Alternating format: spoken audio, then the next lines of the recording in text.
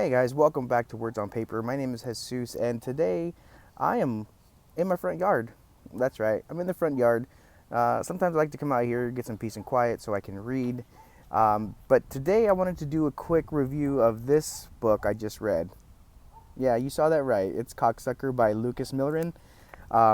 This book is from Grindhouse Press, but oh my god, from start to finish, this book is insane. Um, you have everything from monsters and deaths to uh, incest to backyard boogie, and I mean, there's whatever you can think of, it's in here for sure. So I'm gonna give you a quick synopsis, and I'm gonna tell you what I enjoyed about it, and then I'll give you my quick rating.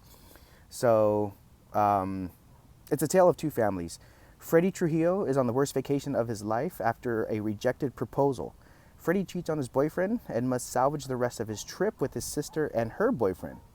Meanwhile, in the swamps of Florida, something has killed Jim Walker's chickens. Once the sun sets, he and his son Clive hunt for the creature that drained the fowl. Clive is attacked by wild hogs. A needle-fanged, hairless monster comes to Clive's rescue, and he names her Cooter, as one does when you live in a swamp. So Clive named the creature Cooter and kept it a secret from his dad, not knowing that she is a chupacabra-like creature. And if you're not sure what a chupacabra is, it's a Mexican folklore creature that's hairless, that eats farm animals, stands about 3 to 5 feet tall, depending on who you hear the story from. It's hairless, kind of like a hairless cat. It has fangs and these giant claws. So basically, it's a chupacabra type of creature. Jim takes Clive on a snake hunt to recoup the cost of the lost chickens. But the two of them are attacked by a curious old Bob. Now, curious old Bob is a bisexual skunk ape. Yes, you heard that correctly. So a skunk ape is basically a swamp version of a Sasquatch, a Bigfoot. And they go into great detail describing this. Lucas has an imagination on this guy for sure. So yeah, curious old Bob is the skunk ape. He's a bisexual skunk ape, and they barely make it out with their lives. Freddie and his family are camping in the same Everglades, and it's up to up to Clive and Cooter to save them from curious old Bob. So basically, the Trujillo family, Freddie, his sister, and their boyfriends are on a vacation, and the vacation's not going well, to say the least. They have trials and tribulations, and every step of the way there's something that just happens, and it makes the trip the worst trip they've ever had in their lives.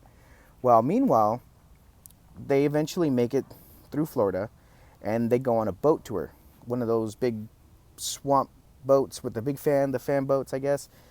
Well, that leads them to the Walker family, and the Walker family is a bunch of incestual swamp people. I just hear the banjos dueling, kind of think of Deliverance when I think of these swamp people. So, anyhow, they own a restaurant, and basically anything that they catch, they cook up and feed it to the customers. Well, after the boat tour, the Trujillo family goes to the Walker restaurant, and they have some frog legs and some fish and whatever else they can conjure up. They eventually go to the campground, and that's when stuff really gets crazy. And the sister and her boyfriend kind of mosey on down the road, and they basically find a nice spot to go have sex. And while they're doing it, curious old Bob, who is a bicarious skunk ape, which is basically a giant Sasquatch, finds him, and the stuff that he does to them is is insane. Like I said, Lucas Milliron has a imagination like you wouldn't believe. So basically, this creature right here, this is a rooster, but Cooter, the chupacabra, eventually comes into the picture, kind of help save the day a little bit. And it's just, I'm trying to tell you the story without spoiling it, but oh my God, this book was so good. So, okay, I won't get into too much more. Bottom line, I gave this a 4 out of 5 stars. The characters were great. You kind of felt for some of the characters, but then you were also kind of pissed off at some of the characters, and the craziness ensues, and then you get the backyard country bumpkins and the stuff that goes on with them. I'm going to tell you what, I highly recommend you read this book. Go on right now. I think this book was like $7-10 on Grindhouse Press. It's a phenomenal book. It's a 4 out of 5 for me. I cannot recommend this book enough. And my buddy Josh over at Working Man Reads, this book is for you, man. I will personally buy you a copy and ship it to you because this book is something that you need to read. I think it's great. This is what horror's all about. It's funny. It's a little scary, gruesome. Yeah, all around it's a fun read. Basically, that's all I have to say about it. So, if you want something fun, this is my book. This is book 1 on my vacation horror that I'm reading this month. I'm not on vacation, but I'm reading books about vacation horror and the stuff that happens while you're on vacation.